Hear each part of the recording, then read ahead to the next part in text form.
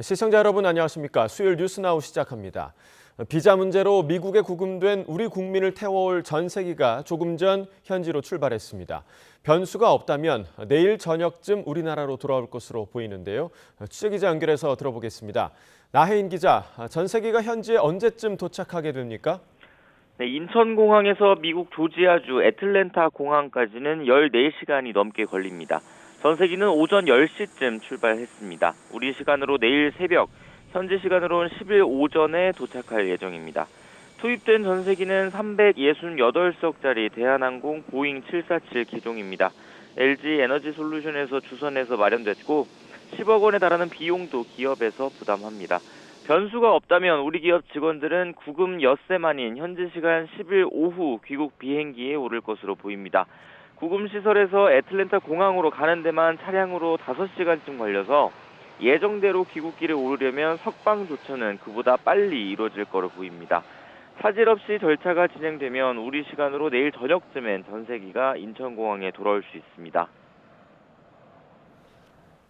네, 구금된 인원 전원이 자진 출국 형태로 돌아오는 겁니까?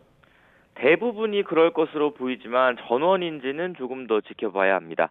현지에선 가족이나 생활 기반이 미국에 있어서 잔류를 희망하는 인원이 일부 있다는 소식도 전해지는데 규모가 얼마나 되는지는 정부의 공식 발표를 기다려봐야 할 것 같습니다. 전세기엔 현지에서 우리 국민과 함께 구금된 일부 외국 국적자들이 함께 탈 가능성도 있습니다. 일단 다수가 자진 출국을 원하고 있고 또 이들이 앞으로 다시 미국에 갈 때 불이익을 받지 않는 게 중요한데 현재 미국에 가 있는 조현 외교부 장관이 현지 시간 10일 오전 마크 루비오 미 국무장관을 만나 이 문제를 매듭지을 예정입니다. 애초 면담 일정은 9일에 잡혀 있었다고 전해졌는데 하루 밀렸지만 우리 국민의 석방 절차와 귀국 일정은 이에 영향을 받지 않고 그대로 진행될 거로 알려졌습니다. 정부는 이번 사태 재발 방지를 막기 위해 우리 대미 투자 인력의 비자 문제를 해결하기 위한 후속 논의를 이어간다는 방침입니다. 지금까지 정치부에서 전해드렸습니다.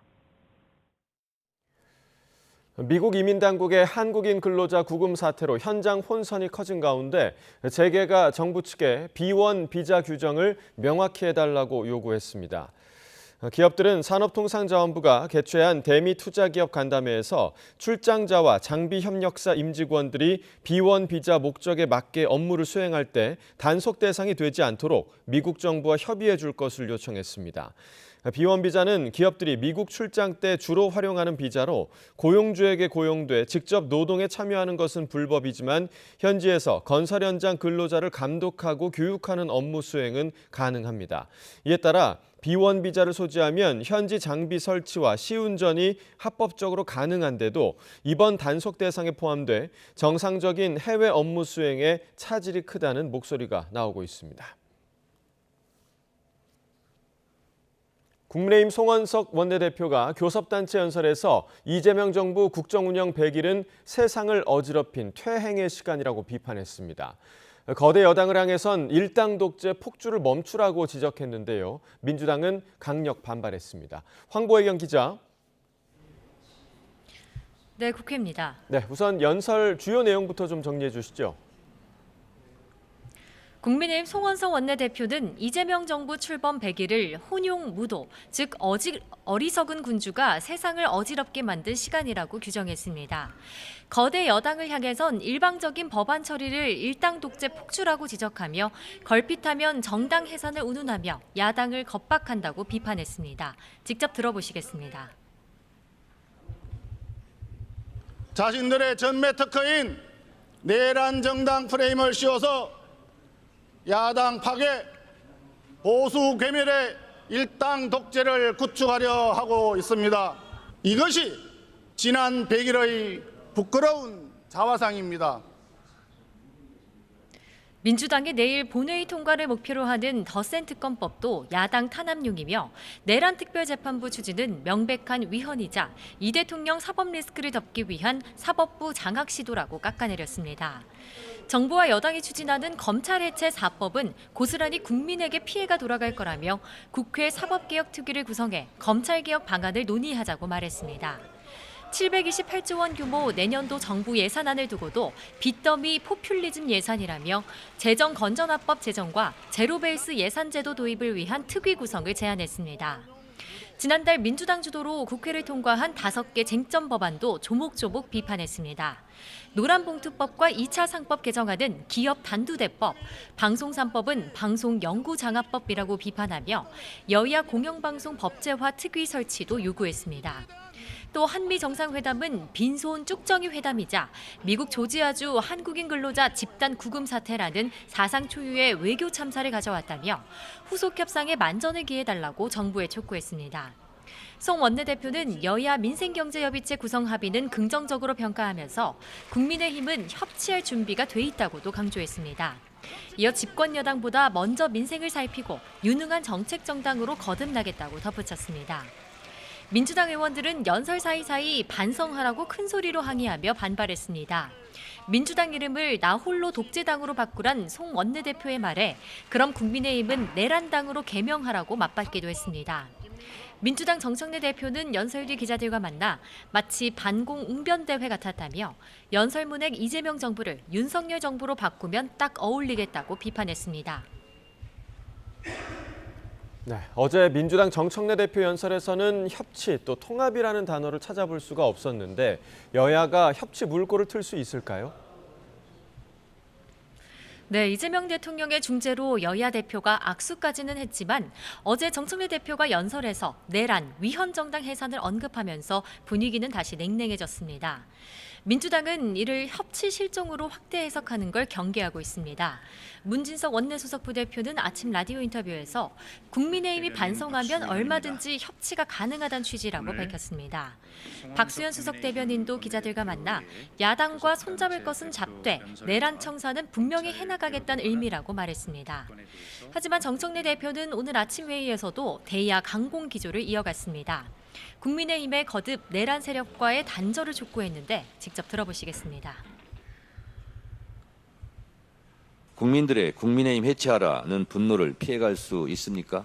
그러기 전에 내란 세력과 절연하라는 저의 충언을 가볍게 여기지 말기 바랍니다. 이어 어제 연설 도중 노상원 수첩 내용이 현실이 됐으면 좋겠다고 말한 야당 의원의 말은 역대급 망언이라며 자수하고 사과하라고 공개 저격했습니다. 이런 가운데 여야 원내 지도부가 협치의 발판을 마련할지 관심입니다. 김병기 원내대표는 아침 회의에서 여야가 합의한 민생경제협의체에서 국민이 체감할 성과를 낼 수 있게 하겠다며 국민의힘의 화답을 기대한다고 말했습니다. 오늘 오후 여야 원내대표는 이틀 연속 만나 덧센 특검법 개정안을 두고 막판 조율을 이어갈 예정입니다. 3대 특검의 수사 기간과 범위, 인력을 확대하고 재판을 중개하는 내용이 골자인데 야당의 요구사항이 얼마나 반영될지가 관건입니다. 다만 대법관 증언과 검찰개혁을 골자로 한 정보조직 개편 등을 두고는 여전히 이견이 커 쉽게 합의에 이르기 어려울 거란 전망도 나옵니다.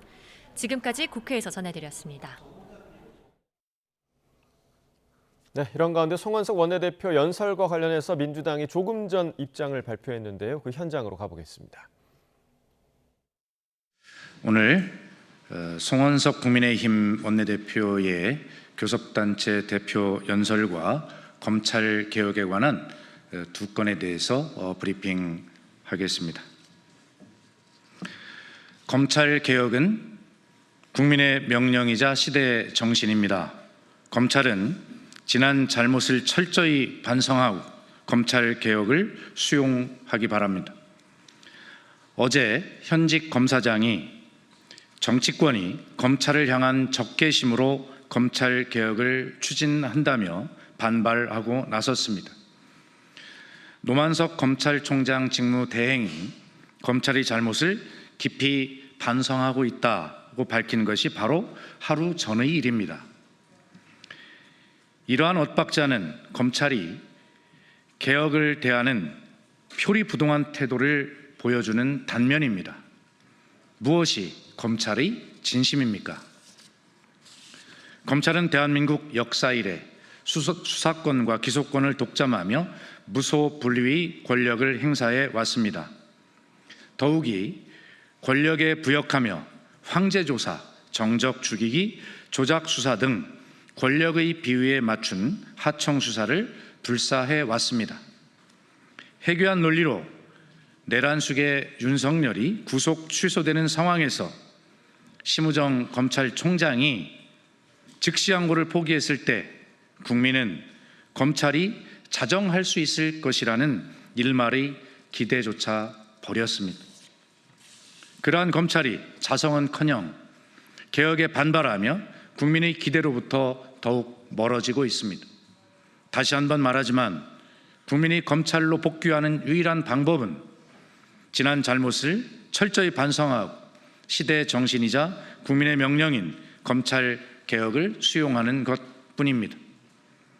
더불어민주당은 정부 조직법 개정과 추가 입법을 추진하여 검찰의 환골 탈퇴를 위한 전력을 다할 것입니다. 오직 국민의 입장에서 국민이 바라는 검찰 개혁의 길을 나아갈 것입니다. 내란에 대해 이런 반구에 사과조차 없는 국민의힘, 협치를 빌미 삼은 협박을 멈추고 국민을 위한 잘하기 경쟁에 함께하기를 바랍니다.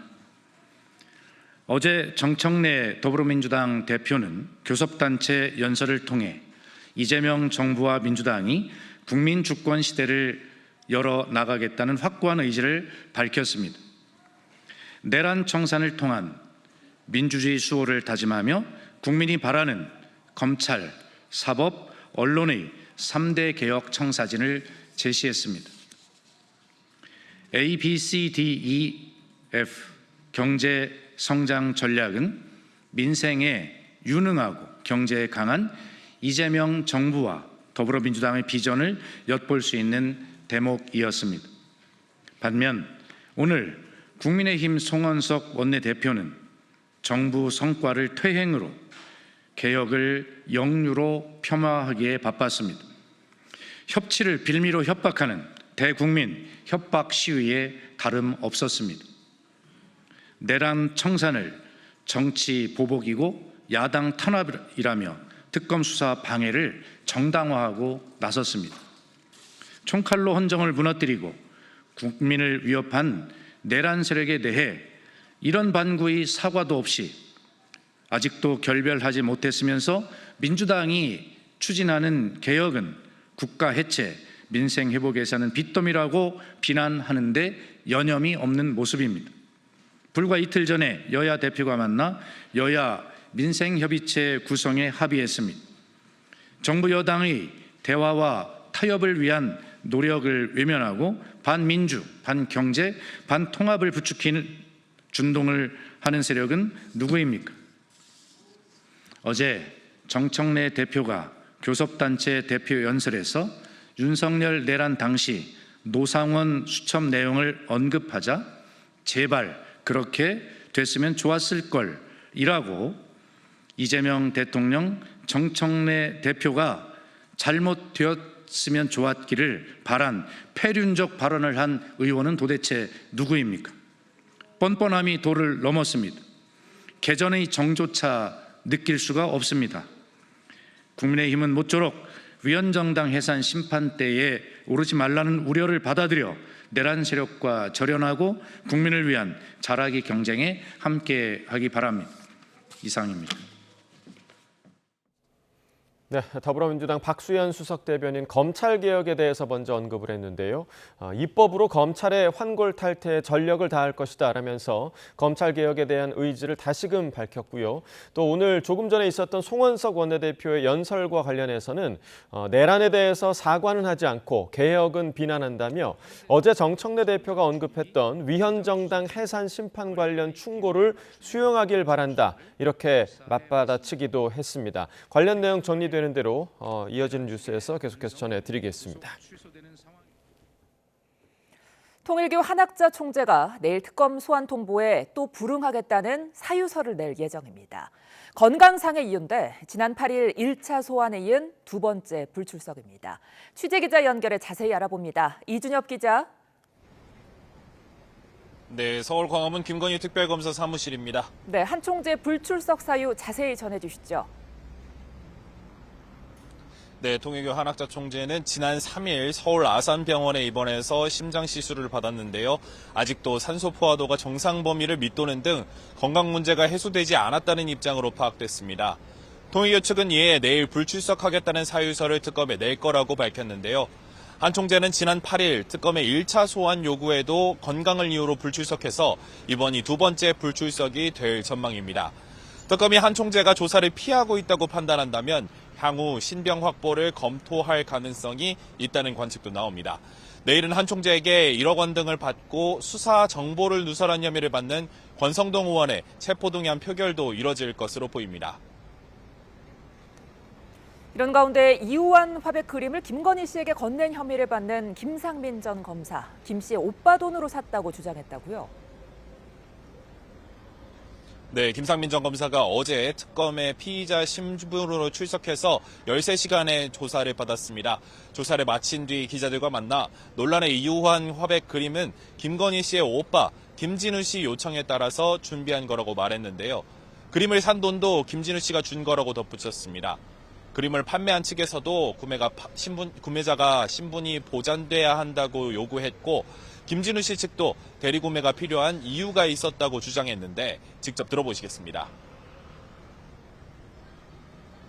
혹시나 김건희, 김진우 일가가 그림을 산다는 정보가 새 나가면 그림이 최소 두세 배 뛸 수 있다는 것 때문에 특별히 좀 그 신분을 숨기고 사달라고 부탁을 했었어요.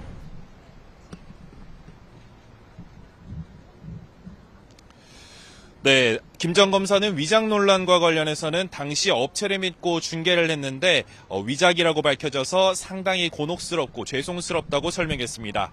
앞서 두 감정기관이 그림의 위작 여부에 대해서 엇갈린 판단을 내놨는데 뇌물 가액이 1억 원을 넘으면 특정범죄 가중법이 적용돼서 처벌이 크게 세지게 됩니다. 이와 관련해서 특검은 내일 오후 김건희 씨 오빠 김진우 씨에 대해 참고인 소환도 통보했지만 김진우 씨 측은 변호인 사정을 이유로 불출석하겠다고 회신했습니다. 네, 그런데 특검은 기존에 알려진 것 말고도 다른 사치품을 여러 발견해서 소지 경위를 수사하고 있다고요? 네, 특검이 김건희 씨의 어머니 최은순 씨가 운영하는 요양원에서 다른 귀금속을 추가로 발견해서 확보한 것으로 알려졌습니다. 이배용 전 국가교육위원장이 인사청탁을 위해서 건넸다는 금거북이가 발견된 장소인데요.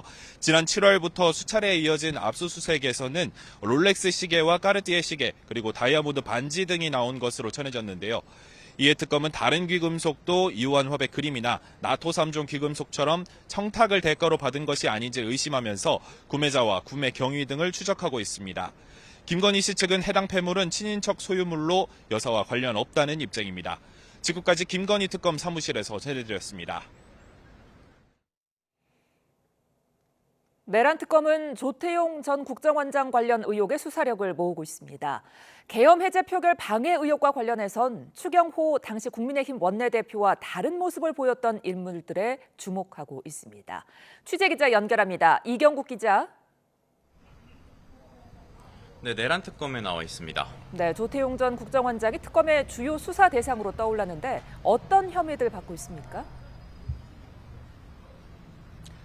네, 조태용 전 국정원장, 계엄 당일 대통령실에 먼저 소집됐던 인물들 가운데 한 명이기도 합니다. 이에 따라 특검은 조 전 원장이 계엄 선포 계획을 미리 알고도 국회에 알리지 않은 것으로 보고 직무유기와 국정원법 위반 혐의 등을 수사하고 있습니다. 조 전 원장은 윤석열 전 대통령 탄핵 심판에서 지난해 3월 안가회동 때 비상이라는 말을 들은 기억이 없다고도 증언한 바 있는데 이에 대해 특검은 위증 혐의 적용을 검토하고 있습니다. 국회에서도 같은 내용을 증언하거나 답변서로 제출했던 만큼 국회 증언감정법 위반 혐의 등도 함께 받고 있습니다. 국정원이 계엄사령부의 인력 파견을 검토했다는 의혹과 관련해선 조 전 원장 지시였는지 통상적인 업무 수행이었는지 수사가 진행 중이고요. 특검은 조 전 원장이 계엄 뒤인 지난해 12월 5일 윤석열 전 대통령과 통화한 뒤에 홍장원 당시 국정원 1차장 사직을 강요한 정황을 포착해서 범죄 혐의 성립 여부를 검토하고 있는 상태입니다. 계엄 해제 표결 방해 의혹 수사는 어떻게 진행되고 있죠? 네, 특검은 계엄 때 추경호 당시 원내대표와 함께 원내대표실에 있었던 국민의힘 송원석, 정희용, 이미자 의원 등에 대해서 일제히 출석을 요청한 것으로 전해졌습니다. 당시 내부에서 어떤 논의가 있었는지, 그리고 이들이 계엄 해제 표결에 결과적으로 참여하지 않은 이유는 무엇인지 확인하겠다는 겁니다. 특검은 당시 추경호 의원과 다른 메시지를 냈거나 다른 행동을 보인 인물들에도 주목하고 있습니다.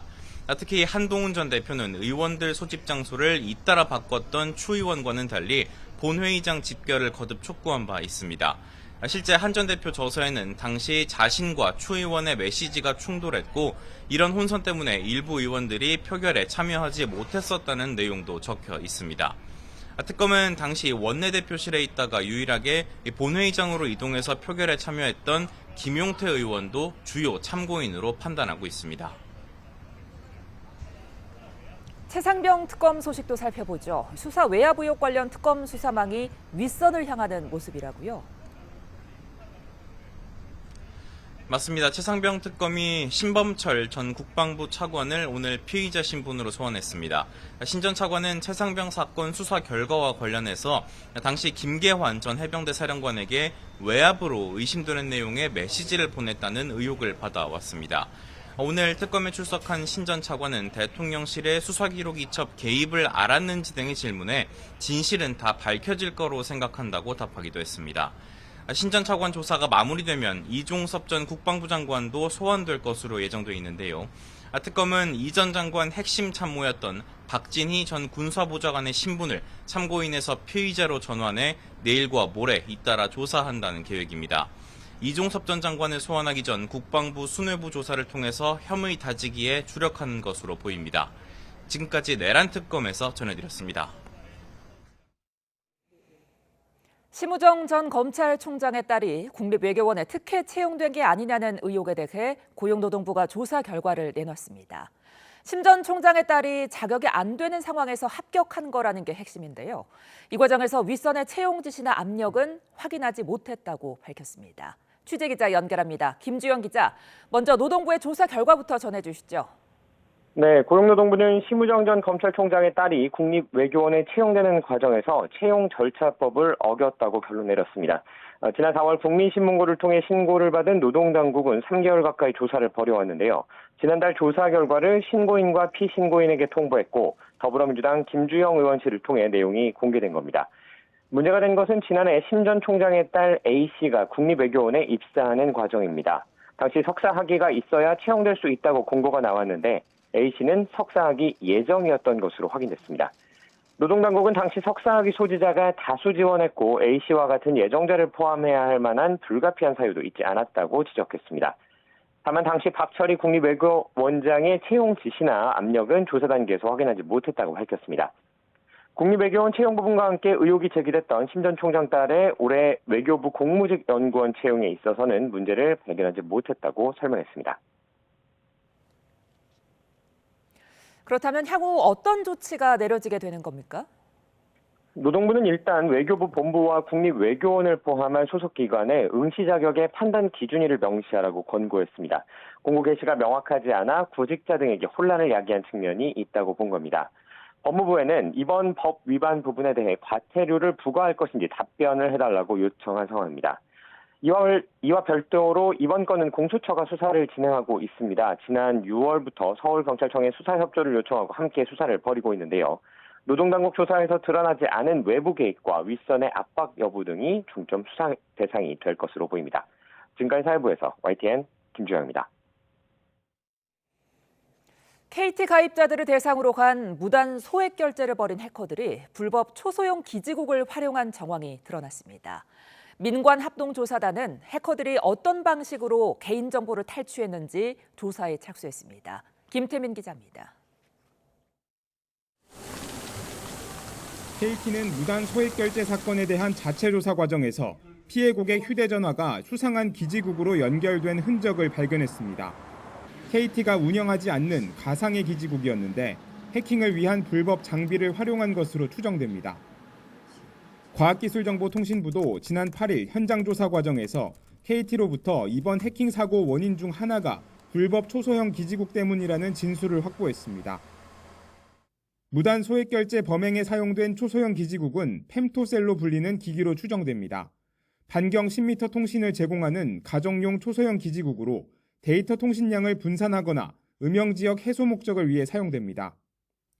이용자가 이 기지국이 설치된 지역으로 들어오면 자동으로 휴대전화가 접속되는데 이때 고유의 가입자 식별번호 등 주요 개인정보가 탈취된 것으로 추정됩니다. 일반적으로 해커가 할 수 있는 일은 아니고 이런 그 기지국 장비에 해당되는 안테나 기술이라든가 그 중계기 기술을 알고 있는, 그리고 KT의 그 기지국들이 갖고 있는 연결하는 정보나 이런 것들이 사전에 많이 수집됐다라고 봐야 되겠죠.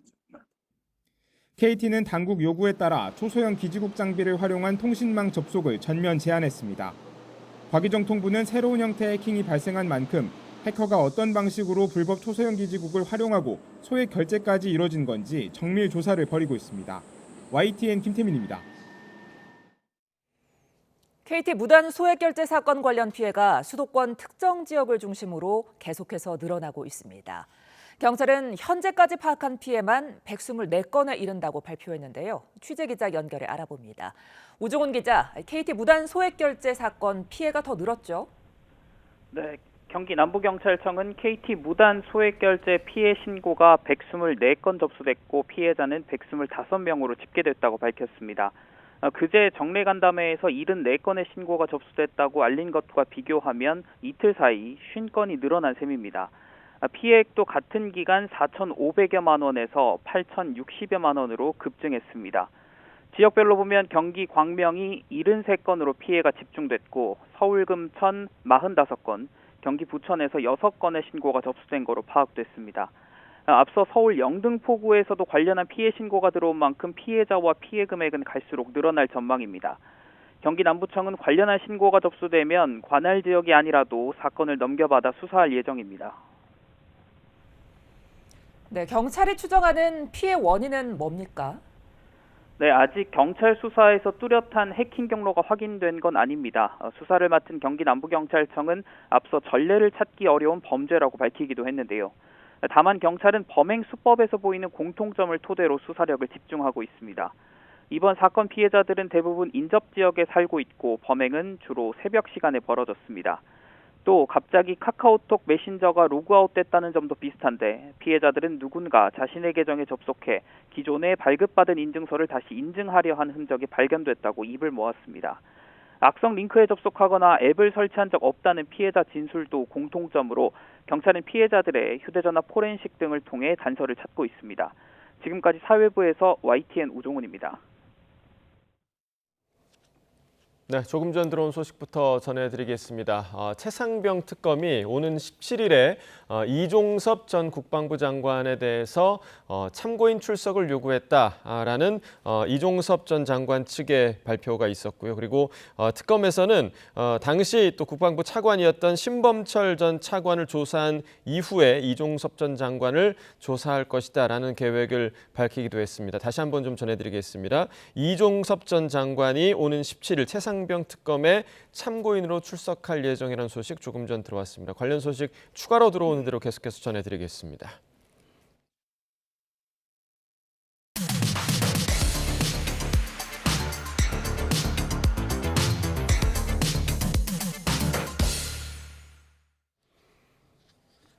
네, 각이 살아있는 정치평론 시사정각 시작합니다. 오늘도 각이 서는 두 분을 모셨습니다. 김영주 한성대 특임교수, 전주의 전 국민의힘 의원 나오셨습니다. 어서 오십시오. 네, 반갑습니다. 네.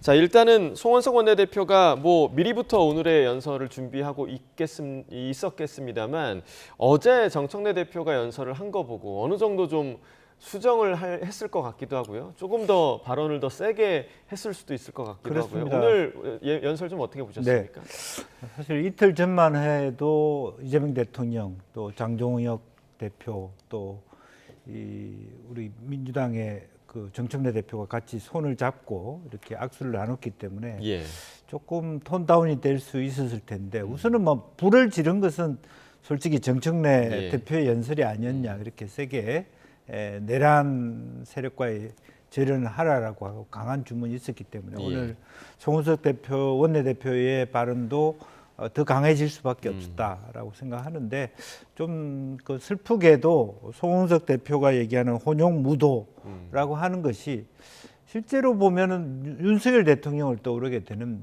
말인 것 같습니다. 지난 3년 동안에 정말 어리석은 군주가 세상을 어지럽게 만든 3년을 했기 때문에 아무리 그 송원석 대표가 이재명 대통령에 대한 따끔한 충고, 민주당의 충고를 하더라도 사실은 그렇게 말할 수 있는 마지막 부분에 가면 송원내 대표 스스로도 우리가 그 사실은 정권을 넘겨주게 된 원인은 우리한테 있다라는 반성도 없지 않아 있습니다만은 이제 그것이 여든 야든 모두가 갖고 있는 우리 정치의 좀 슬픈 모습이 아닌가 그렇게 보여집니다. 네, 그래서 오늘 그 민주당에서도 오늘 연설과 관련해서 주어를 바꿨어야 되지 않냐, 이재명 대통령이 아니라 윤석열 대통령으로 했어야 되는 그런 연설이었다라는 반응이 또 나왔던 것 같고요. 그리고 조금 전에 이제 녹취에서도 들었고 지금 김 교수님도 얘기해 주셨습니다만.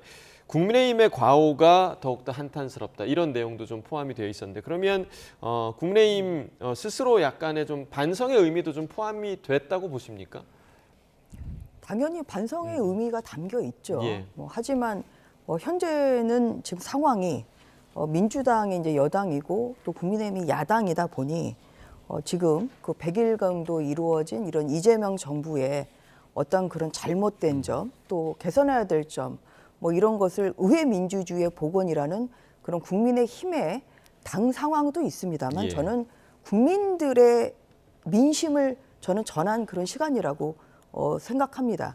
예를 들어서 이제 검찰 해체법 같은 경우 당연히 국민들의 공감대가 있어야 되겠죠. 그리고 또 사법부의 그 내란 특별재판부를 하겠다는 것도 사법부의 독립을 근간에 좀 흔드는 그런 법입니다.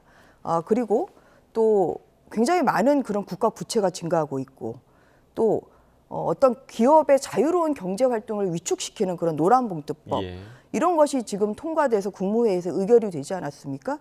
그리고 또 방송 장악 이것은 굉장히 중요한 그런 국민들의 알 권리와 관련된 이러한 방송의 장악이라는 점에서 이것이 결국은 지금 100일 동안 이루어진 것은 민주당 그 무소불위의 민주당의 일당 독재로 인해서 이런 국민들의 여러 가지 이런 헌법상의 권리가 사실 위축될 수도 있기 때문에 저는 그러한 우려의 목소리를 국민의힘이 야당으로서 이런 오늘 그 야당 원내대표 연설을 통해서 전한 것이라고 보입니다.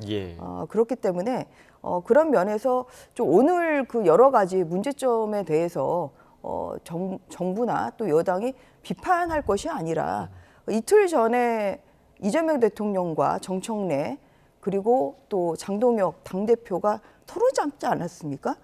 이러한 협치를 좀 보이려는 또 야당이 전하는 그런 국민들의 민심에 대해서 좀 귀를 열고 들으려는 그런 넓은 저는 도량이 필요한 시기라고 생각합니다. 네, 양당의 당대표들이 악수를 한지 그 채 온기가 가시지 않은 시점에서 다시 좀 냉랭해진 것 같아서 참 아쉬운 부분이 있는데 어제 정청래 대표가 이제 아까도 불을 먼저 질렀다라고 표현을 해주셨잖아요. 그러니까 국민의힘을 향해서 정당 예산 관련 언급을 먼저 좀 던졌고요.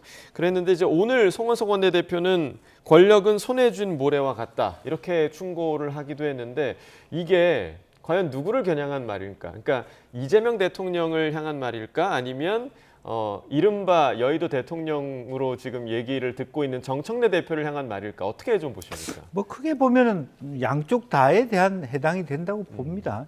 정부가 하는 일에 대해서도 또 특히 정청래 대표에 대한 얘기가 조금 비중이 더 크겠죠. 실제로 대통령께서는 어렵사리 그래도 여야 대표를 협치하는 모습을 보여주려고 했는데 그걸 또 실제로 상당히 강도 높게 이틀도 안 되는 상태에서 여당 대표가 그런 모습에 찬물을 끼얹는다라고 하는 것에 대해서 어떻게 보면 야당 입장에서 좀 정청래 대표가 좀 오만하게 볼 수 있고 대통령의 의지를 저렇게 말하자면 갈등을 유발시키는 듯한 모습들에 대해서 당신이 그렇게 권력이 있는 것으로 착각하지 말라 이런 준엄한 경고일 수 있다라고 보여집니다. 예. 이제 그렇고 다만 이제 실제적으로 앞서 동호 반복이 되겠습니다만은 그런 부분에 대해서 권력이 모래알 것 같다라고 하는 것을 조금 윤석열 대통령 계실 때 조금 김건희, 윤석열 두 분한테 좀 당이 강곡하게 좀 그렇게 휘둘리지 말고 정도로 가라고 얘기했으면 지금 국민의힘이 이렇게 소수 정당으로서 무기력하게 될 수 있었을까? 그런 이제 반면 어떤 질문을 하게 되는 것이죠. 예. 그러니까 자당이 배출한 대통령에게는 왜 그런 이야기를 못했느냐라는 지적이셨고, 지금 정청래 대표는 정청래 대표만의 속도로 지금 계속해서 가고 있는 것 같아요. 상당히 좀 속도를 내고 있는 모습이고, 특히나 검찰 개혁과 관련해서 좀 속도전을 강조하고 있는 모습인데, 오늘 송원석 원내대표가 그 사개특위 구성을 좀 제안을 했더라고요. 그러니까 이 부분을 좀 민주당이 과연 받아들일 수 있을까? 어떻게 좀 예상하세요? 그러니까 2019년에 이제 있었던 이 검찰의 뭐 검경 수사권 조정 이런 게 다 이제 사개특위를 통해서 여야의 어느 정도의 토론과 또 뭐 협의, 뭐 구체적인 아주 최종적인 합의까지 이르지는 못했습니다만 어느 정도는 그래도 국회에서 대화와 타협이 있었습니다. 그런데 그런데 그러니까 논의의 장을 좀 열어놓자는 거죠. 그런데 지금 이제 검찰 개혁이라는 건 그것보다 더 센 법 아니겠습니까? 그래서 아예 이제 검찰을 해체시키고 이제 결국은 뭐 공소 유지를 하는 뭐 이런 정도의 기능을 좀 부여하자는 법이기 때문에 이것은 국민들의 권익, 특히 범죄로 인해서 피해받는 국민들에게는 굉장히 직접적인 법이죠. 그런 차원에서 당연히 어떤 공론의 장을 만들고 대통령께서도 그것은 주문을 하셨죠. 예, 그래서 속도 조절을 해야 된다. 근데 그런 차원에서 당연히 국회 내에서의 중요한 그러한 특히 법의 개정이기 때문에 당연히 이제 사개특위는 저는 빨리 구성을 해서 여기에서 어떤 공론의 장을 마련해야 된다고 생각합니다. 그래서 지금 월요일에 뭐 여야정 협의체 뭐 이런 이야기도 대통령과 지금 당대표 회담에서 나왔습니다만 사실 가장 시급한 것이 뭐 민생도 민생이지만 지금 이러한 그 검찰 개혁을 어떻게 할지 이런 부분에 대한 여야의 공론의 장이 좀 필요하다고 생각합니다. 그리고 저는 그 어제 그 정청래 그 당대표의 사실 그 연설은 이런 협치 분위기에 이제 찬물을 끼얹는 이제 이러한 그 내용이었는데 지금 정청래 당대표가 여의도 대통령이라고까지 지금 불리우는 이유는 저는 어제도 굉장히 그 국민의힘에 대해서 겁박하는 해산을 지금 운운하는 좀 이러한 그 발언을 했는데 이 정당 해산권, 뭐 정당 해산에 저는 이르지도 않는 상황이라고 생각합니다만 정당 해산권은 정부에 있습니다. 근데 정부에 있는데 그 100일도 안 된 지금 대통령이 지금 재임하고 있는 상황에서 정부가 주체가 돼야 되는 정당 해산권을 야당 대표가 마치 본인의 권한인 것처럼 이야기하는 것은 이것이야말로 오만하게 보일 수밖에 없는 것이고 그렇기 때문에 오히려 듣고 있는 국민들로서는 오히려 주도권이 당에 있다 이렇게 착각할 수밖에 없기 때문에 그런 면에서 굉장히 좀 저는 신중해야 될 때가 아닌가 하는 그 생각을 좀 가지면서 대표 연설을 봤습니다. 네, 자 정청래 대표가 오늘 아침에도 국민의힘을 향해서 자신의 충원, 그러니까 어제 그 연설에서 이야기했던 이 부분을 가볍게 여기지 말라 이렇게 좀 다시 한번 강조를 했는데요. 대통령과 다른 목소리를 내는 이 정 대표의 행보를 두고도 여러 해석이 나오고 있습니다. 그 목소리를 들어보겠습니다. 윤석열 내란 우두머리 피의자에 더해 만약 추경호 의원이 내란 주요 임무 종사자로 기소되고 확정 판결을 받는다면 국민의힘이 내란당이라는 오명을 벗어날 수 있습니까? 국민들의 국민의힘 해체하라는 분노를 피해갈 수 있습니까? 그러기 전에 내란 세력과 절연하라는 저의 충언을 가볍게 여기지 말기 바랍니다. 아니 이재명 대통령이 제일 이 연설 보고 기분 나빴을 것 같은데 옛날 같으면 진짜 정청래 의원이 왕수박 중에 대왕수박 아닙니까? 취임 100일 남짓 대신 이재명 대통령과 너무 다른 노선으로 가려고 하는 거 보니 사실 이재명 대통령의 노력이 약간 물거품처럼 되는 것, 그리고 정청래 대표가 공당의 대표로서 여당의 대표로서 협치의 모습을 국민들께 약속을 했음에도 불구하고 하루 만에 입장을 뒤집는 건 역시도 굉장한 문제라고 생각합니다. 난 이재명 대통령 당신 뜻 따라서 움직이는 사람이 아니야 이거예요. 딱 한마디로 정리하면은 여의도 자르죠. 앞으로는 정청래 대표에게 국민의힘 지도부 입장에서도 여의도 대통령도 그거는 참 점잖은 표현이에요. 그럼 명청 갈등이 여의도 맞아요? 자르. 여의도 자르다. 자, 일단은 그 정청래 대표가 계속해서 이런 목소리를 내고 있는 이유. 그러니까 생각해 보면 당 대표 취임 일성으로도 나는 싸우는 당 대표가 되겠다. 대통령은 대통령의 역할을 하시라. 뭐 이런 얘기를 했던 걸로 저도 기억이 나는데 본인의 역할을 계속 하고 있는 건지 아니면 그냥 본인 말의 길을 가고 있는 건지 어떻게 좀 해석을 하십니까? 뭐 실제로 보면은 뭐 역할의 분담을 할 수도 있습니다만은 이제 그게 문제가 되는 것은 결과적으로는 여당 대표이기 때문입니다. 그러니까 자기 역할, 자기 정치 있을 수 있는데 그럼에도 불구하고 여당은 대통령의 어떤 집권 철학을 뒷받침해주는 뭐 그런 역할까지 있기 때문에 어떻게 그걸 균형 감각 있게 실제로 자기가 당 대표로서의 공언한 것, 약속한 것을 지키면서도 자기 지지자들과 당에 지키면서도 대통령 조금 다른 입장을 가진 대통령을 같이 좀 보완해 줄 수 있느냐 하는 것이 상당히 쉬운 일은 아니죠. 그런데 그래서 본인은 추석 전까지는 어쨌든 자기 목소리를 좀 세게 내겠다라고 이렇게 공언한 바가 있습니다. 그런데 이제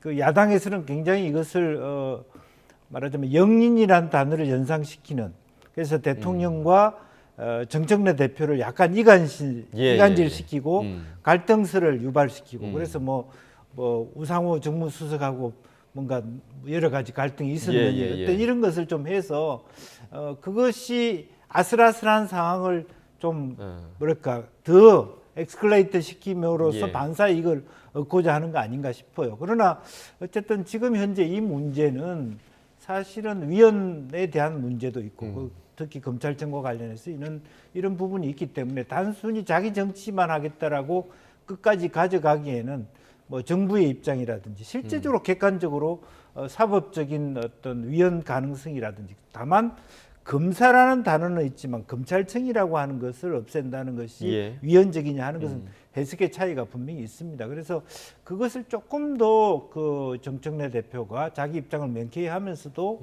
좀 겸손히 여러 가지 부분들을 좀 수용할 수 있는 포용력이 좀 필요한 시점 아닌가 그렇게 보이죠. 네, 조금 전에 이제 언급해 주셨던 그 부분, 그러니까 우상호 정무수석과 정청래 대표가 고위당정 협의회에서 약간의 갈등이 있었다. 이 부분이 이제 어제 좀 화제가 되기도 했었는데 이런 해석들도 상당히 많습니다. 그러니까 국민의힘에서 지금 대통령과 당대표 사이에 틈을 벌리려는 그런 전략으로 계속해서 이런 얘기를 하고 있는 거 아니에요. 조금 전에 김재섭 의원 말을 들어봐도 어제 정 대표의 연설을 듣고 가장 기분 나빠할 사람은 이재명 대통령인데 이런 얘기들이 계속해서 좀 나오고 있는 상황이거든요. 이게 좀 전략적으로 가고 있는 거라고 보십니까? 근데 지금 우상호 그 수석과 지금 뭐 정청래 당대표 간의 약간의 설전 뭐 이런 것은 지금 사실이잖아요. 그렇다고 하면은 갈등이 있다고 볼 수밖에 없는 것이죠. 지금 대통령실에서 하는 이러한 그 어떤 법의 속도 뭐 이런 것이 지금 하나도 영이 안 먹히지 않습니까? 그래서 국민의힘에서 이제 그런 것을 지적을 좀 하고 있는 것입니다. 이제 그리고 뭐 검찰 개혁이야 정말 그 굉장히 중요한 그런 사법 시스템의 변화이기 때문에 뭐 그런 면에서 좀 서로의 입장이 좀 다를 수도 좀 있는데 굉장히 그 정청래 대표는 저희가 봤을 때는 야당 파괴적인 발언을 너무 많이 하세요. 그러니까 그 정청래 당대표에게는 협치라는 이러한 그 생각은 전혀 지금 없어 보이거든요. 근데 이러한 것이 뭐 대통령이나 아니면 정부에게도 좋은 것은 아니죠. 이제 그런 면에서 그 70년대, 80년대 그 운동권 그 세대의 그런 좀 위험한 발상, 그러니까 나와 생각이 다른 사람은 적이다. 적은 타도해야 된다.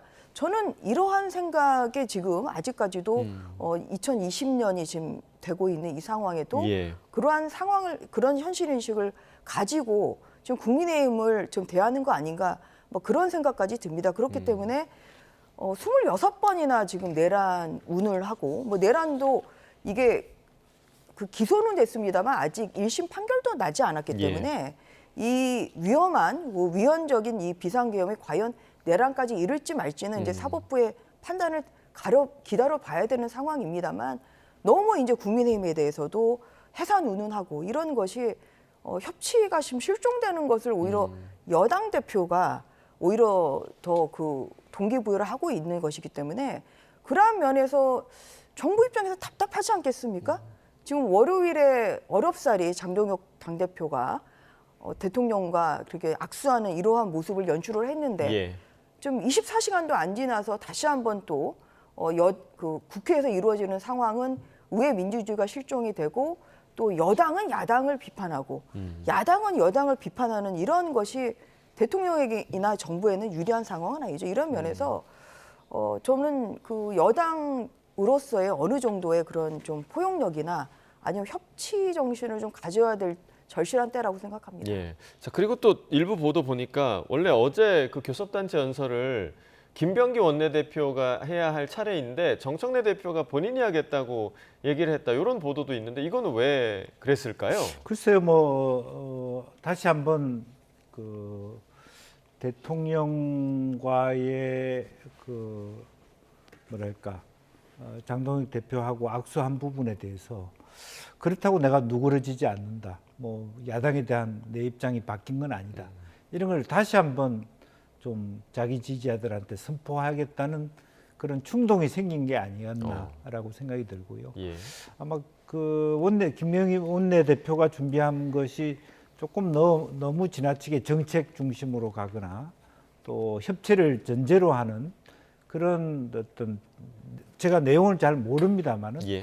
이제 그런 데 대해서 조금 입장이 다르다라고 하는 당의 입장은 여전히 추석 때까지는 이러한 그 국민의힘을 내란당으로 공격해야 된다라는 자기 입장이 명확하게 천명할 필요가 있다. 다시 한번 그런 필요성 때문이 아니었겠나 그렇게 보이죠. 네, 지금 분석을 해주신 대로 정청래 대표의 이런 모습들이 여권의 강성 지지층을 겨냥한 행보다 이런 분석도 상당히 좀 많은데요. 이 강성 지지층을 형성한 근원에는 방송인 김어준 씨의 영향력이 상당하다 이런 분석도 나오고 있습니다. 최근 여권 내부에서도 이 부분에 대한 공개 비판이 나오면서 설왕설래가 이어지고 있는데 관련 영상 먼저 보시고 이야기 나누겠습니다. 차렷 절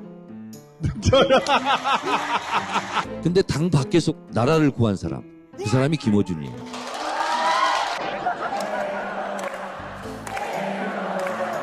김어준 동생.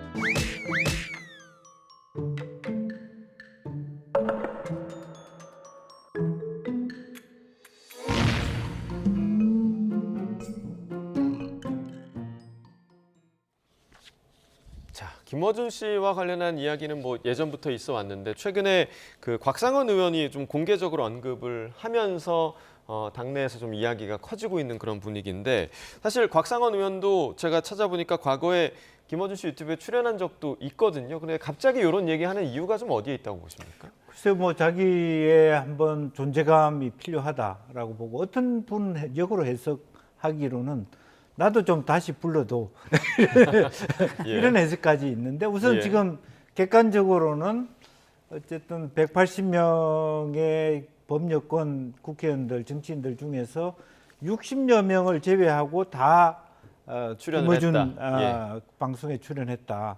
김어준 방송에 출연하지 못하면 공천도 위험하다. 이런 이제 얘기들 있고 너무 지나치게 방금 그런 문재인 대통령 화면도 있었지만 최근 들어 김어준 씨가 거의 우상처럼 이렇게 등장하고 이제 그런 부분에 대해서 이게 당내에서 일부지만은 좀 객관적으로 보면 위험할 수준이다. 그러니까 사실은 당을 좌지우지하는 것이 국민의힘은 전환길이고 민주당은 말하자면 김어준이다. 이런 식의 아주 방송, 유튜브들을 하는 사람들이 훨씬 더 막강한 힘을 갖고 있다. 이게 과연 정치의 미래로서 합당한가에 대한 문제의식이 있을 수 있다라고 보여집니다. 이제 그런 면에서 그런데 문제는 이 얘기가 적절한 시점이 아닌 상태에서 나왔기 때문에 좀 민주당 안에서도 왜 이 시점에서 이런 얘기가 나왔지 하는 그런 어리둥절하는 모습들이 많이 일반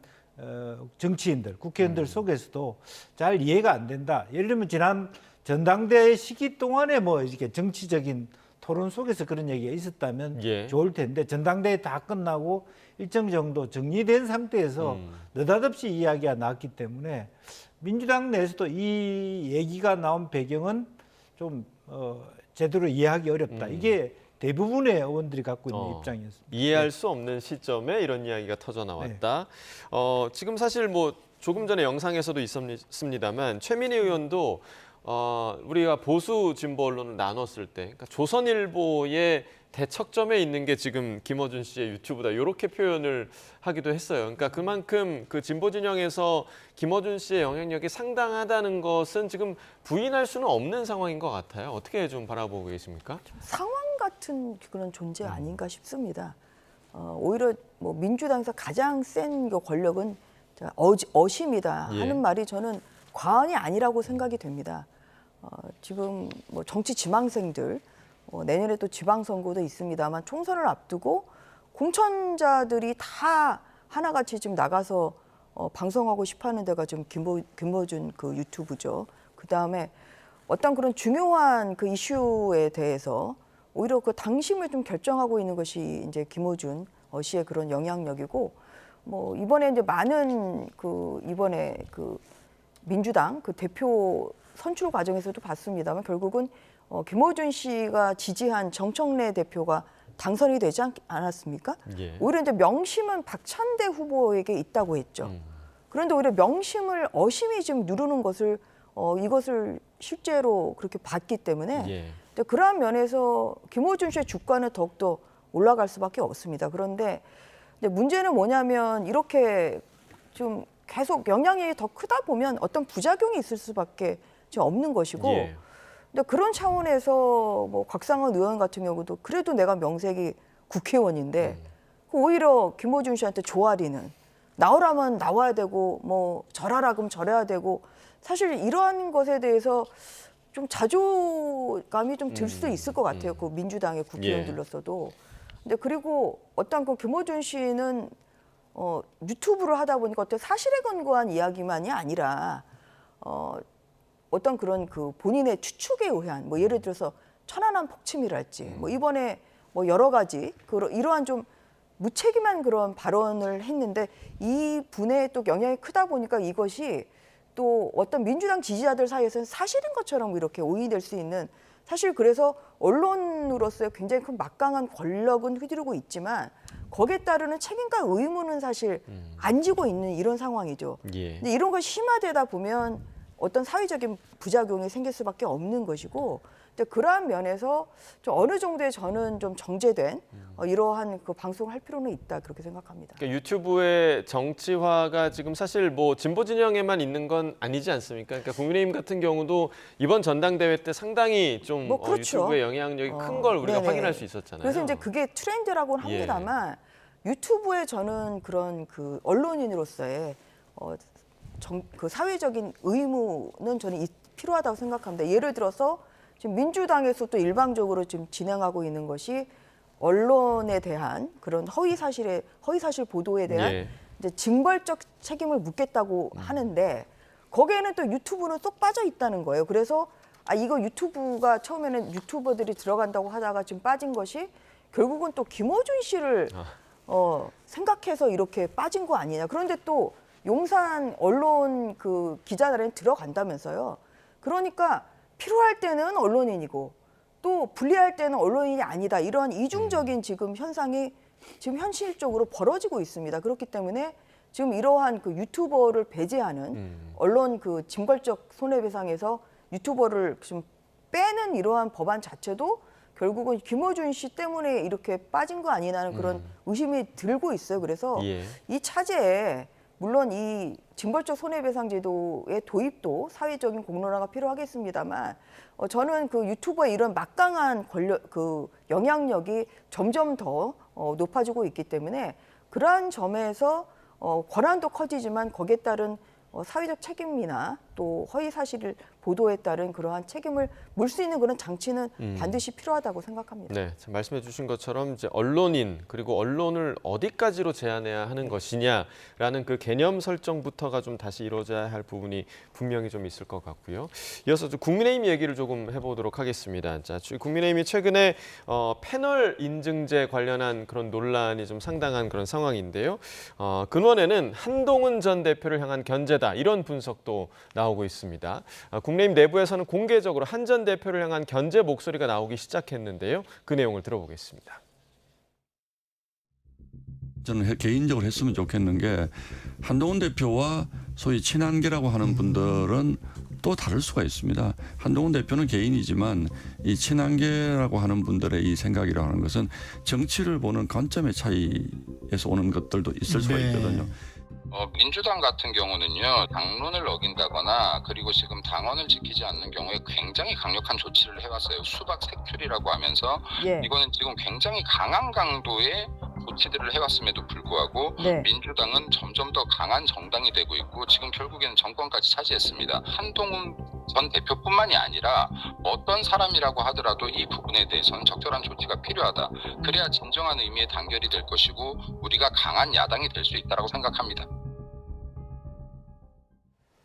자, 조금 전에 신동욱 수석 최고위원의 발언은 조금 의미심장하게 들리는 부분이 있는 것 같습니다. 왜냐하면 한동훈 전 대표와 친한계 의원들을 조금 분리시키는 듯한 발언이었거든요. 어떻게 좀 들으셨습니까? 뭐 그렇습니다. 이것이 실제적으로 보면 이제 그동안에 또 솔직하게 얘기하면은 신지호, 김종혁 뭐 이런 어떤 소위 친한계의 패널들이 당의 그 친윤계에 대해서 공개적으로 일반 방송에서 공격하고 또 일제적으로 당의 주요한 당의 말하자면 주요 정책과 말하자면 이 권한은 친윤계에 있었는데 이 패널들을 나간 사람들이 친한계가 더 많아서 이제 실제적으로 불편함을 느꼈다라는 얘기예요. 이제 그런 데 대한 시정이 필요하다라고 하는 얘기고 뭐 일정 정도는 맞는 것 같습니다. 한 당의 정책과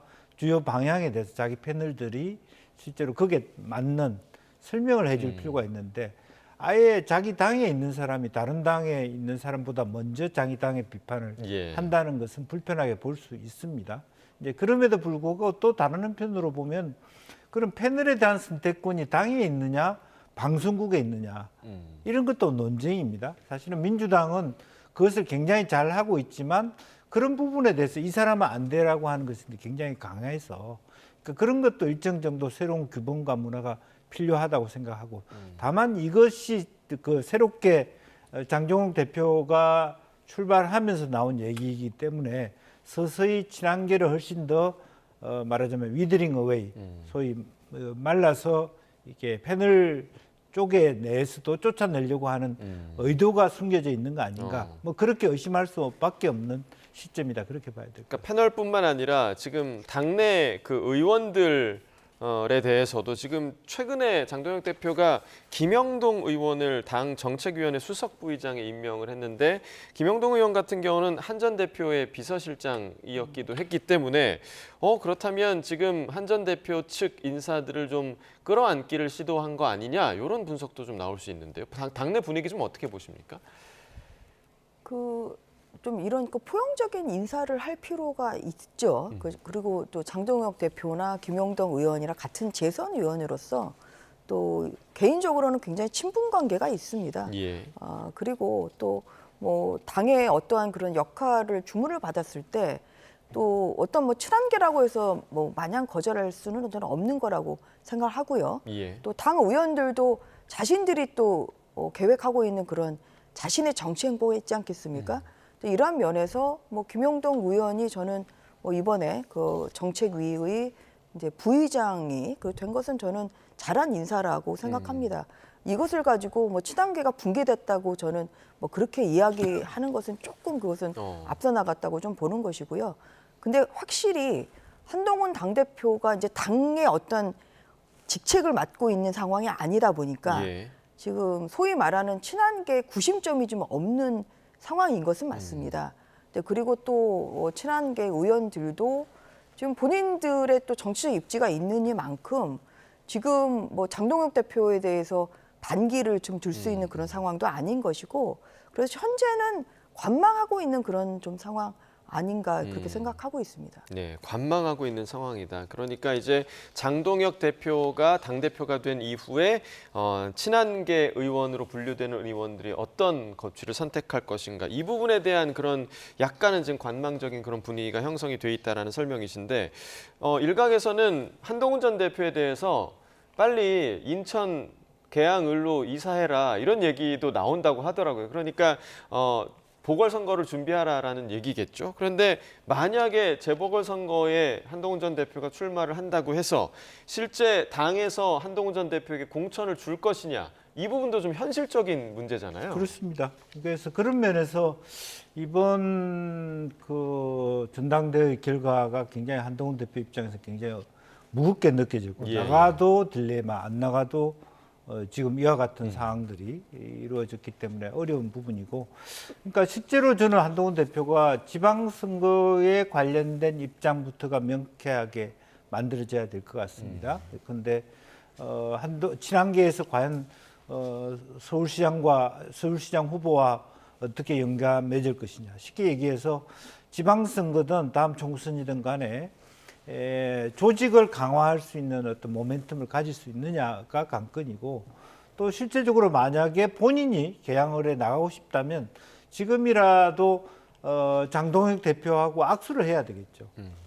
그러한 전략이 필요합니다. 그렇지 않고 계속 밖에서 혼자 유튜브하고 저건 안 돼 하고 당 지도부 전체를 공격해 갖고는 이번 전당대회 전체 당원들의 말하자면 그 민심이, 한동훈 대표 당신 뭔 얘기하는지 알겠지만 지금은 저렇게 강한 여당을 견제할 수 있는 강한 야당이 필요해. 이게 지난 전당대회의 국민의힘 당원들의 모습이었기 때문에 그게 따라줄 필요가 있다는 것이죠. 그리고 난 다음에 당이 강건하게 섰을 때 우리도 좀 개혁을 하자라고 얘기할 수는 있을 텐데, 지금 그런 상태에서 말하자면 조경태 의원이나 또 안철수 의원과 연대도 단일화도 이루어지지 않았기 때문에 이런 결과들이 나오고 있다고 생각이 듭니다. 네, 장외에서 뭐 유튜브 라이브 방송이나 이런 것들은 이런 활동을 하고 있지만 속으로는 참 정치적으로 좀 고민이 크겠다라는 생각이 좀 들고요. 그리고 지금 그 국민의힘 강성 지지층 사이에서는 장동혁 대표에 대한 불만 섞인 얘기도 좀 나오고 있다고 합니다. 그러니까 윤석열 전 대통령 면회한다고 했는데 왜 윤 전 대통령한테 먼저 가지 않고 이재명 대통령을 만났느냐, 이런 불만 섞인 목소리 나온다고 하더라고요. 그러니까 장동혁 이제 대표가 이제 그 어떤 그런 당심의 지지를 받아서 이제 당 대표가 되고, 그런 데 있어서 또 했던 발언들이 있습니다. 이제 또 그것이 빨리 이루어지기를 바라는 그러한 지지층이 있습니다만, 또 당 대표가 되면 참 어려운 것이 당원들 사이에서도 참 이렇게 이런 그 탄핵에 대한 시각도 다르고, 그리고 또 무엇보다도 당 대표로서는 가장 중요한 것이 내년 지방선거를 어떻게 대비하느냐죠. 여기에서 강성 발언을 쏟아내서는 이것은 수도권이 굉장히 어려워지는 거 아니겠습니까? 이런 저는 현실적인 그런 행보를 할 수밖에 없는 상황이라고 생각합니다. 그렇기 때문에 또 일부 지지층에서는 그런 부분에 대해서 실망감을 드러낼 수는 있습니다만, 그렇다고 해서 지금 그렇게 할 때냐? 저는 그것은 아니라고 저도 생각하고요. 지금은 어떠한 그런 뭐 중도랄지 아니면 민생이랄지, 어제도 강릉 지금 그 가뭄 현장에 지금 가지 않았습니까? 그래서 뭐 민생이랄지 아니면 그 중도를 그런 그 향하는 이러한 지금 그 당대표로서의 행보를 이제 보여줄 수밖에 좀 없는 것이고, 그리고 또 장동혁 대표가 또 한편으로는 또 어떤 그런 또 그 본인을 아주 강하게 지지했던 분들의 그러한 또 바람에 따라서 또 행보를 할 때도 있지 않을까, 저는 그렇게 생각하고 있습니다. 알겠습니다. 내년 지방선거를 앞둔 당 대표로서의 현실적인 행보일 것이다라는 분석까지 들어보도록 하겠습니다. 김영주 한성대 특임교수, 전주혜 전 국민의힘 의원과 이야기 나눠봤습니다. 두 분 말씀 고맙습니다. 네, 감사합니다.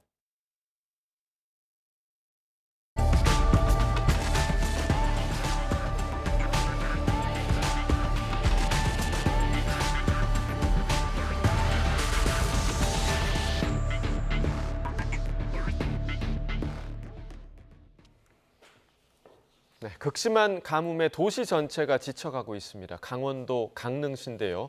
취수원 저수량이 이제 170만 톤 정도 남은 가운데 정부와 강릉시는 도암댐 용수를 한시적으로 사용하기로 결정했습니다. 취재기자 연결해서 들어보겠습니다. 지환 기자, 오늘 강릉 취수원 저수량은 어떻습니까? 네, 오늘 오전 기준 이 오봉저수지 저수율은 딱 12%입니다. 최대한 아껴 쓰고 여기저기서 물을 끌어와서 매일 3만 톤 넘게 쏟아붓고 있지만 계속 줄고 있습니다. 오봉저수지 유효 저수량이 1,433만 톤인데요. 이제 170만 톤 정도가 남았습니다. 재난사태 이전에 강릉 지역 하루 물 사용량이 8만 톤 정도니까 이 단순 계산상으로는 20일치 정도입니다. 오늘도 모든 가용 자원을 동원한 수원 확보와 운반 급수는 계속되고 있습니다.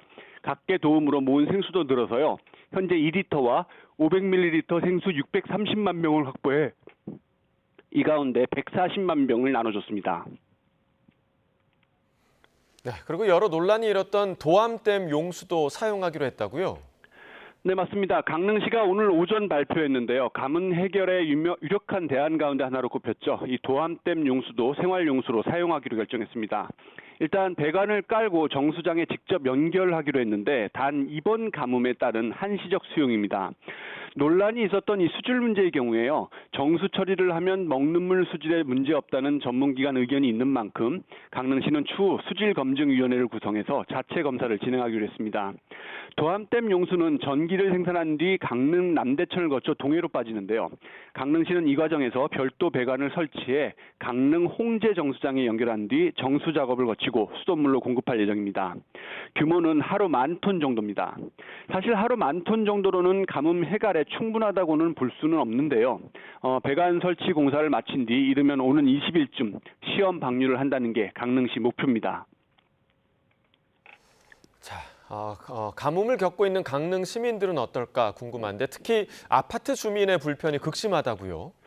맞습니다. 이 강릉시가 대형 저수 탱크가 있는 아파트 단지부터 급수 제한에 들어갔기 때문입니다. 아무래도 이 저수 탱크가 있는 아파트 단지가 이 밸브만 열고 잠그면 돼서 물 관리가 쉬운 게 사실인데요. 저수 탱크 상황에 따라서 아파트별로 단수 조치가 제각각 이루어지면서 혼란과 불편이 가중되고 있습니다. 대부분 출퇴근 시간 정도에만 물을 틀어주는 시간제 단수를 하고 있고요. 그러다 보니까 주민들이 가장 불편해하는 게 바로 화장실 문제입니다. 생수를 변기에 부어서 사용한다는 민원까지 나오고 있고요. 생활용품점이나 마트 등에는 물을 받아들여는 단수 관련 용품이 불티나게 팔리고 있습니다. 또 녹물 발생도 많아지고 있는데요. 이런 관련 신고도 급증하고 있습니다. 이런 상황에서 오는 주말 예보된 비 소식에 많은 관심이 쏠리고 있습니다. 토요일인 13일 강원 영동에 저기압이 통과하며 비가 내린다는 건데요. 우리나라 주변 기압계 변화에 따라서 강릉 북쪽으로 저기압이 지나갈 수도 있어서 강수 지역이나 시점 등은 내일 오전 예보에서 좀 더 자세히 나올 것으로 보입니다. 정부기관으로는 다소 이례적으로 강원지방기상청은 춘천이나 원주가 아닌 강릉에 있는데요. 상당히 민감한 시기인 만큼 내부적으로 이번 비 예보에 상당히 조심스럽다고 합니다. 가능하다면 이번 주말 이 취수원인 오봉저수지 상류에 단비가 흠뻑 내려주길 주민들은 간절히 기원하고 있습니다. 지금까지 강원취재본부에서 YTN 지환입니다. 네, 오늘 아침에는 선선하게 출발했지만 한낮에는 다시 늦더위가 기승을 부리고 있습니다. 주말에는 강릉을 포함한 전국에 비가 내리면서 늦더위가 주춤한다고 하는데요. 자세한 날씨 기상캐스터 연결해서 알아보겠습니다. 김시아 캐스터. 네, 홍제폭포에 나와 있습니다. 네, 오늘 하루 동안 가을과 여름 날씨가 공존한다고요? 네, 아침까지만 해도 선선한 가을 날씨가 이어졌지만 한낮에는 서쪽을 중심으로 늦더위가 이어지겠습니다. 현재 서울 기온은 28.3도로 어제 같은 시각보다 2도가량 높아서 더운데요. 앞으로 기온은 32도까지 더 오르겠습니다. 하루 만에 다시 이렇게 늦더위가 나타난 이유는 동풍이 불어들고 뜨거운 일사까지 더해졌기 때문입니다. 늦더위가 이어지다 보니 시민들도 이렇게 시원한 폭포가 흐르는 도심 폭포에서 더위를 식히고 있습니다. 현재 제주도 해안가에만 폭염주의보가 내려진 가운데 자세한 지역별 기온을 살펴보도록 하겠습니다. 제주도 서귀포는 30도까지 올랐고요. 경기도 파주 광탄면은 31.4도, 서울 구로구도 30.1도 등 수도권을 중심으로는 벌써 30도를 넘은 곳이 많습니다. 앞으로 기온은 조금 더 오르겠습니다. 서쪽 지방은 오늘 낮 기온이 대전과 광주가 30도까지 오르겠고 동쪽 지역은 대구 28도, 포항 26도 등 평년과 비슷하겠습니다. 다만 오늘 오전까지 비가 내렸던 남부지방과 내일까지 5에서 40mm의 비가 가끔 이어지는 제주도는 습도가 높아서 체감온도가 더 높겠습니다. 한낮 늦더위는 내일까지 이어지겠고요. 금요일과 토요일 사이 비가 내리면서 다소 누그러지겠습니다. 비는 금요일 저녁 남해안과 중서부를 시작으로 주말에는 가뭄이 심한 강릉을 포함한 전국에 비가 내리겠습니다. 내일까지는 달의 인력이 강해서 바닷물의 수위가 1년 중 가장 높다는 백중사리 기간입니다. 만조시에는 저지대 침수 피해 가능성이 있는 만큼 추가 피해가 없도록 해안가 접근을 자제해 주시기 바랍니다. 지금까지 YTN 김시아입니다. 경찰이 투자금 수천억 원을 가로챈 혐의로 구속된 소고기 화로구이 프랜차이즈 임직원 등을 검찰에 넘깁니다. 서울 강남경찰서는 오늘 유사수신행위규제법 위반 등의 혐의로 구속된 대표와 부사장 등 3명과 불구속 상태에서 수사를 받아온 임직원 4명을 송치할 예정입니다. 이들은 캐나다산 소고기를 싸게 들여와 수익을 남길 수 있게 해주겠다며 350여 명에게서 투자금 2천억 원가량을 챙긴 혐의를 받습니다. 경찰이 부정거래 의혹을 받는 하이브 방시혁 의장을 처음 소환합니다. 서울경찰청 금융범죄수사대는 오는 15일 오전 10시쯤 자본시장법상 부정거래 행위 금지 위반 혐의를 받는 방시혁 의장을 마포청사로 불러 조사할 예정입니다. 방 의장은 지난 2019년 당시 빅히트 엔터테인먼트 상장이 늦어질 것처럼 주주들을 속여 가지고 있던 지분을 사모펀드에 팔게 했다는 의혹을 받고 있습니다. 제주에 고무보트로 미립국한 중국인과 조력자 등 2명이 추가로 붙잡혔습니다. 어제 오후 6시쯤 제주시 연동에 있는 주택에서 30대 미립국자 1명과 조력자 1명이 해경에 검거됐습니다. 제주지방해양경찰청은 남은 미립국자 4명에 대한 검거에 주력하고 있다고 밝혔습니다. 취업자 수가 석 달째 10만 명대 증가세가 이어졌습니다. 하지만 제조업과 건설업의 고용 부진은 계속됐고 30대 쉬었음 인구는 32만 8천 명으로 8월 기준 역대 최대를 기록했습니다. 보도에 오인석 기자입니다. 통계청이 8월 고용 동향을 발표했습니다. 지난달 취업자는 2,896만 7천 명으로 지난해 같은 달보다 16만 6천 명 늘었습니다. 지난 6월 18만 3천 명, 7월 17만 1천 명에 이어 3개월째 10만 명대 증가합니다. 산업별 취업자를 보면 보건복지업은 30만 4천 명, 교육서비스업은 4만 8천 명 증가했습니다. 보건복지는 돌봄 수요 증가와 노인 일자리 등 직접 일자리 사업 효과로 증가폭이 커졌습니다. 반면 제조업과 건설업의 고용 한파는 계속됐습니다. 제조업 취업자는 6만 1,000명 줄면서 14개월째 감소했고 건설업 취업자는 13만 2천 명 줄며 16개월 연속 감소세를 이어갔습니다. 국내 건설업황 부진이 쉽게 해소되지 않고 있는 데다 대외적으로 미국발 관세 악재가 지속되는 흐름을 고려하면 제조업과 건설업 고용이 나아질 조짐은 보이지 않는 상황입니다. 연령대별로는 60세 이상 취업자가 40만 1,000명 늘었지만 15세에서 29세 청년층에서는 21만 9천 명 줄었습니다. 15세 이상 고용률은 63.3%로 지난해 같은 달보다 0.1%포인트 상승한 반면 청년층 고용률은 1.6%포인트 하락하면서 45.1%로 떨어졌습니다. 청년층 고용률은 16개월 연속 하락세가 이어졌습니다. 통계청은 최근 경력직 선호가 강화되고 수시 채용으로 가면서 청년층에 불리하게 작용하고 있다고 분석했습니다. 일도 구직 활동도 하지 않은 쉬었음 인구는 264만 1,000명으로 7만 3천 명 증가했습니다. 특히 30대 쉬었음은 32만 8천 명으로 1년 전보다 1만 9천 명 늘며 관련 통계 집계 이후 8월 기준 규모로 역대 최고치를 기록했습니다. 20대 쉬었음 인구는 43만 5천 명으로 3천 명 줄었습니다. YTN 오인성입니다.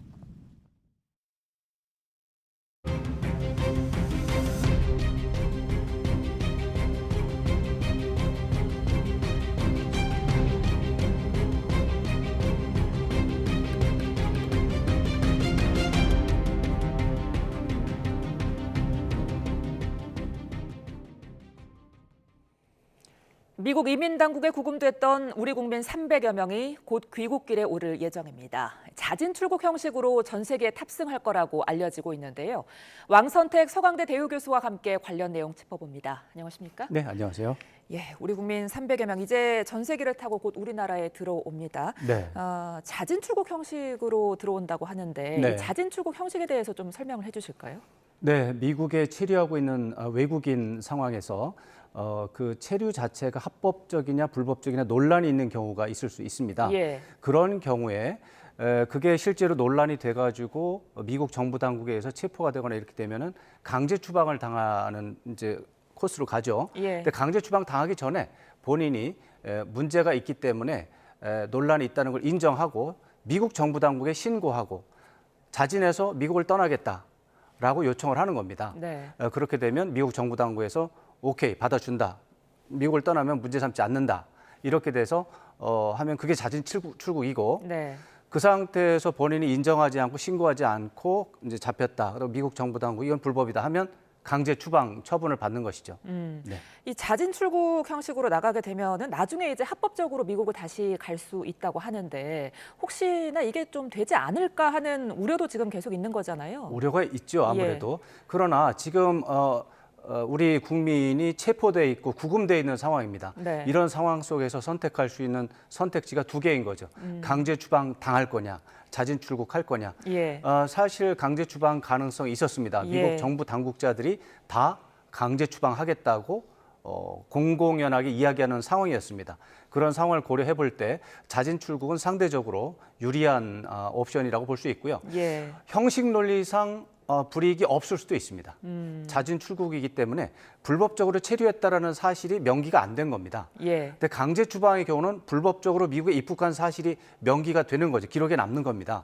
그것은 강제 추방이 되면 뭐 짧게는 10년, 길게는 영구히 미국에 들어가는 비자를 못 받는 거죠. 예. 그러나 자진 출국은 그런 기록이 없기 때문에 어떤 그 검사하는 상황에 따라서 심사하는 사람에 따라서 약간 달라질 수 있지만 법적 형식적 논리상으로는 문제가 없죠. 예.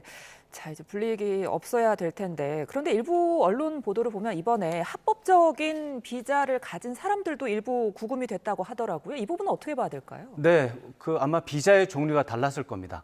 이번에 대다수 체포되고 구금된 한국인들은 한 300명 정도인데 그중에 대다수는 관광 비자나 아니면 비자 면제 프로그램 에스타를 이용해서 이제 입국을 해서 근로를 하다가 사실상 근로도 아닌데 업무 지원을 하다가 이제 체포가 된 상황입니다. 네. 그런데 이 두 가지 부류, 그러니까 에스타나 B1 비자, 상용 비자라고 하죠. 예. 저게 아니고 위에 지금 명기되어 있는 뭐 L1 비자라든가 또 H1B 비자를 소지한 사람의 경우는 합법적으로 근로가 가능한 겁니다.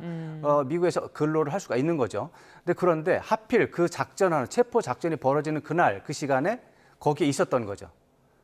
그런 상황에서 우연히 이런 작전에 휘말려서 예. 체포된 경우가 있을 수 있는데 예. 이런 분들은 사후적으로 어떤 소명을 하게 되면 문제가 없이 석방될 가능성이 있습니다. 근데 이제 그 비자가 종류도 많고 또 이 비자 종류별로 규정에 대해서 각 뭐 미국 부처별로 해석하는 것도 달라서 이게 좀 모호한 부분이 있더라고요. 그렇죠. 모호한 부분이 있죠. 그러면서 이제 전문 기술자일수록 오히려 그 경계가 좀 모호해서 회색지대에 놓이기 쉽다 이런 지적도 있더라고요.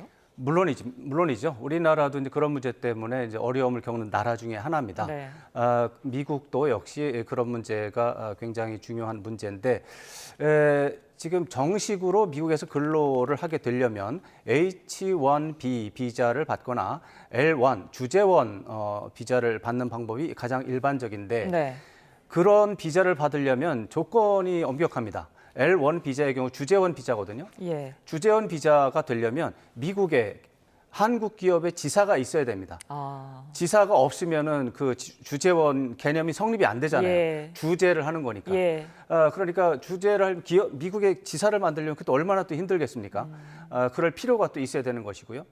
그런데 지금처럼 임시적인 어떤 뭐 1년, 뭐 6개월 한시적으로 무슨 짧게 일을 해야 되는 상황이 생기면 이거는 6개월, 1년 걸리는 비자라든가 그 전 단계를 하는 것은 기업주 입장에서는 할 수가 없는 것이죠. 네. 그러다 보니까 이런 이제 일종의 편법을 동원해서 뭐 이번의 경우는 이제 공장을 이제 가동 준비를 하기 위한 설비 또 현지 근로자 훈련, 교육 이런 것들을 위해서 일시적으로 인력이 투입이 된 거거든요. 예. 이런 경우에 정식 비자를 받는다라고 하는 것은 기업주 입장에서 말이 안 맞기 때문에 이제 단기적인 비자를 사용을 했는데 이것은 취업을 하면 안 되고 이제 근로를 하면 안 되는 비자였기 때문에 문제가 발생한 것입니다. 관련해서 이제 미국 백악관이 재발 방지를 위해서 국토안보부 그리고 상무부가 공동 대응하고 있다 이렇게 밝히기도 했는데 네. 어떤 부분에 대한 대응을 말하는 걸까요? 아주 좋은 뉴스라고 생각을 하는데요. 기본적으로 비자 문제는 국토안보부 소관입니다. 국토안보부는 불법적으로 미국에 들어오는 이민자를 막는 게 목표입니다. 네. 그러니까 비자를 안 주려고 하는 부서입니다. 그쪽은. 그렇기 때문에 사실 그것 때문에 우리가 어떤 미국의 비자를 얻는데 기업에서 어려움을 받은 경우도 있었고요. 근데 이번에 상무부가 같이 공동 대응을 한다라고 하는 것은 상무부 쪽에서는 미국의 이익을 위해서, 미국 기업의 이익을 위해서라면 이민이 더 들어와도 된다. 특히 전문 인력은 미국에 들어오는 것이 유리하다라고 판단하고 있습니다. 예. 이런 사람들을 불러오기 위해서 더 많은 특별 비자가 필요하다라고 판단하는 부서가 상무부이기 때문에 예. 이번에 두 부서가 공동으로 대응한다라고 하는 것은 상무부의 의견을 반영한다라는 취지가 됩니다. 그런 차원에서 앞으로 한국인 이런 사태가 재발되지 않기 위한 노력을 하는 과정으로 일단 이해를 하고 싶습니다. 지금 상황이 좀 이렇다 보니까 재계에서는 이제 미국 비자 체계 개선에 대한 목소리가 계속해서 나오고 있는데 네. 이게 지금 한국 동반자 법안이 미국 의회에서 한 10년 전부터 계류가 되고 있다고 그렇습니다. 하더라고요. 이 부분 비자 신설이 좀 이번에 가능해질까요? 이번에는 좀 가능하지 않을까라는 기대를 하게 됩니다. 예. 사실 이 미국 전문직 근로자에 대한 비자는 2008년, 2009년 이전에는 미국이 문을 열어주었습니다. 우리가 흔히 이제 뭐 칠레라든가 싱가포르라든가 호주 또 그 이전에 캐나다, 멕시코 이런 나라들은 미국의 특별 비자를 받아서 비자 쿼터를 받아놨기 때문에 이런 문제가 안 생기는데 왜 우리만 이런 일을 겪느냐 예. 이렇게 하는데 2008년, 2009년에 미국에서 금융위기가 생기면서 이민자들에 대한 단속 강화가 대세의 흐름을 탔습니다. 그 이후에는 이런 비자를 주지 않습니다. 그건 뭐 우리도 마찬가지고요. 우리는 미국과 FTA를 최종 체결한 게 2012년입니다. 그래서 2008년, 2009년 이후에 우리가 FTA 체결을 했기 때문에 이런 상황이 벌어진 것이다 이렇게 볼 수 있고요. 같은 이유로 미국에서는 이민자에 대한 거부감이 미국 사회 전체 전반적인 추세가 되고 오히려 강화돼 있습니다. 그런 상황에서 그 한국인을 위한 특별 전문직 비자는 가능하지 않은 상황이었는데 네. 이번에 문제가 발생한 것이죠. 그리고 예전에는 생각할 수 없었던 한국 기업의 대규모 투자가 지금 거론이 되고 약속이 됐습니다. 예. 이런 상황에서 만약 한국인을 위한 특별 비자가 없으면 미국에 대한 투자가 불가능해질 수도 있습니다. 이런 상황 때문에 미국도 이제는 이민자에 대한 거부 반응도 중요하지만 예. 미국에 대한 한국의 투자를 받기 위해서는 새로운 비자 발급을 해야 되는 이런 모순점에 있기 때문에 모순을 타게 해야 됩니다. 그러면 제가 볼 때는 지난 10여 년 동안 특별 비자를 못 받았지만 네. 이제는 받을 수 있는 환경이 됐기 때문에 그걸 기대할 수 있다 이렇게 말씀드릴 수 있습니다. 네, 뭐 이 상황이 계속되면 어떻게 보면 미국 역시 경제적 피해를 입을 수도 있는 건데. 맞습니다. 예, 트럼프 대통령이 이런 말을 했습니다. 우리나라 전문가들을 불러서 미국인들을 좀 훈련시켜주길 바란다 이런 뉘앙스로 말을 했거든요. 그렇습니다. 바로 그 부분 때문에 이번에 한국인을 위한 특별 비자, 그러니까 호주나 칠레, 싱가포르가 보유하고 있는 뭐 많지도 않습니다. 그렇게 세 나라입니다. 예. 캐나다와 멕시코는 완전히 다른 개념이고요. 그런 특별 비자를 한국이 받아내는 것이 앞으로 한미 간에 이번에 이제 미국에 대한 대규모 투자 약속을 했기 때문에 그게 가능할 수 있고 효과적으로 진행이 됩니다. 그게 안 된다면 우리가 뭐 500조 원 정도를 앞으로 투자할 수 있다라는 약속을 했지만 예. 미국의 법률이 허용하지 않기 때문에 투자할 수 없는 상황은 생기고 예. 그것은 우리의 손해도 일부 있지만 미국이 더 큰 손해가 되기 때문에 이것은 미국이 법적 규제를 풀 것으로 기대할 수 있습니다. 예, 이번 사건이 좀 전화위복이 돼서 비자 문제가 해결되는 좀 계기가 되길 바라봐야겠습니다. 그렇습니다.